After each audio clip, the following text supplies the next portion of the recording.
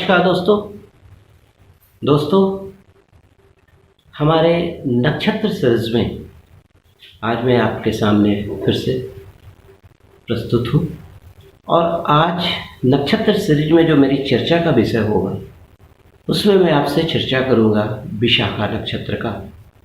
स्वाति नक्षत्र तक की चर्चाएं मैं आपसे कर चुका हूँ, जो हमारा 18वां पार्ट था, और स्वाति नक्षत्र जो हमारे सौरमंडल का 15वां नक्षत्र था। आज आपसे चर्चा करूंगा 16वां नक्षत्र विशाखा नक्षत्र।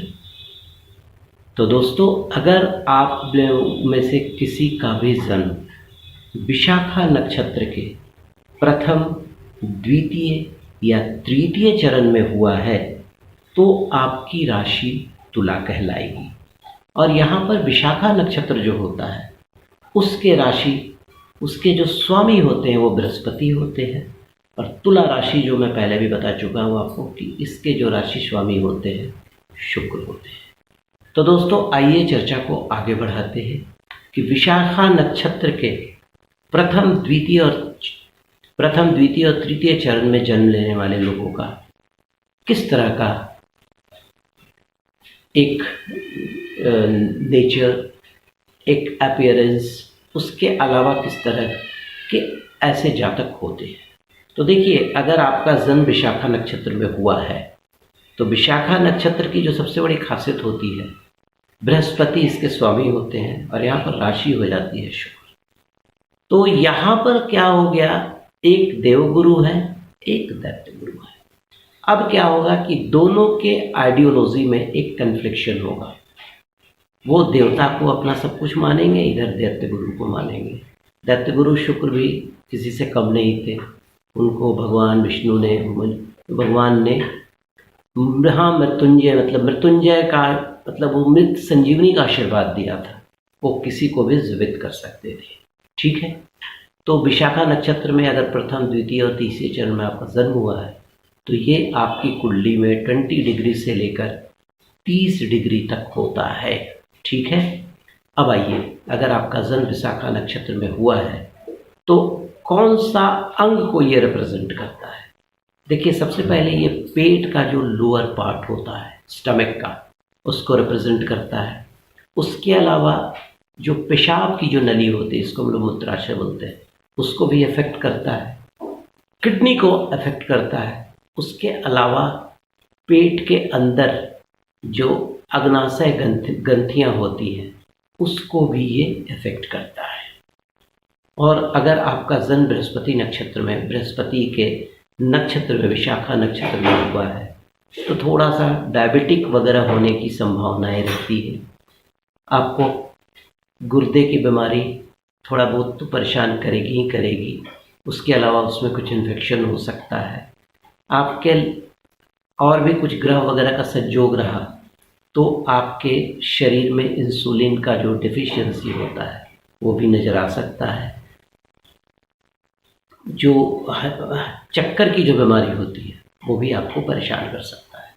क्योंकि मैंने आपको बोला या ना, दो ग्रह जो हैं आपस में दोनों के आइडियोलॉजी में डिफरेंस है। तो एक उसका रास्ता रोकेगा, दूसरा इसका रास्ता रोकेगा। तो विशाखा नक्षत्र में जो जन्म लेने वाले लोग होते हैं थोड़े से ओबेस भी होते हैं, फैटी, थोड़ा सा मोटे भी होते हैं, लेकिन कुछ विशेषताएं भी होती हैं। उनके चेहरे पर एक अलग ग्लेज होता है, क्योंकि शुक्र और बृहस्पति दोनों यहाँ पर हैं। बाय नेचर भी दे आर वेरी पोलाइट, मधुर व्यवहार रहता है उनका। ईश्वर में उनकी ज़बरदस्त आस्था होती है, इसमें कोई शक नहीं। विशाखा नक्षत्र वाले का काफ़ी काइंड हार्टेड होते हैं। उसके अलावा किसी भी धार्मिक संस्था से जुड़ने के लिए आतुर रहते हैं, बुद्धिमान होते हैं। अगर जुडिशियरी सर्विस में हैं तो ऊंचे पदों पर आसीन रहते हैं। अब देखिए, ऐसे आदमी किस तरह का व्यापार करें, अपने कैरियर को किस तरह से चुने। ऐसे आदमी ट्रैवलिंग को अपना कैरियर चुन सकते हैं।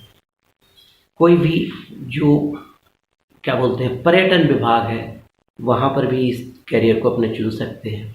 उसके अलावा फॉरेन एक्सचेंज जो होता है और भी जो करेंसी वगैरह का बिजनेस होता है उसको भी ये प्रेफर कर सकते हैं। उसके अलावा नेवल सर्विसेज, एयरफोर्स सर्विसेज, उसमें भी अपने करियर को ये चूज़ कर सकते हैं।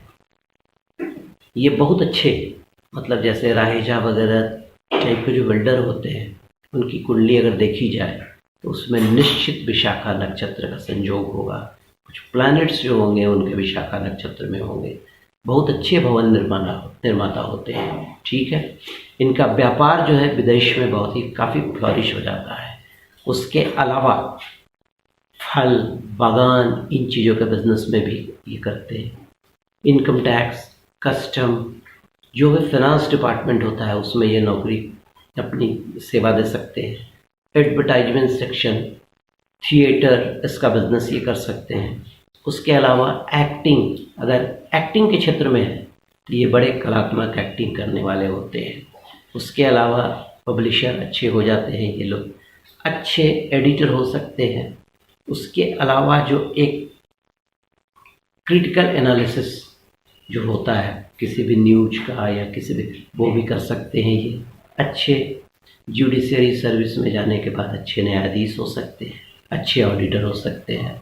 And he can be a very good professor and lecturer also. Education department में दे एक्सेल अगर उनका विशाखा नक्षत्र में जन्म हुआ है तो दोस्तों ये था कि अगर आपका जन्म विशाखा नक्षत्र के प्रथम, द्वितीय और तृतीय चरण में हुआ है तो आपकी का जो पर्सनालिटी होगा ओवरऑल इससे मिलता जुलता होगा। केवल ये एक स्पेसिफिक नहीं हो गया, और भी बहुत सारे आपके जन्मपत्री में और भी ग्रहों का प्लेसमेंट कहाँ पर है, उन चीज़ों को देखकर भी ये चीज़ें कही जा सकती है।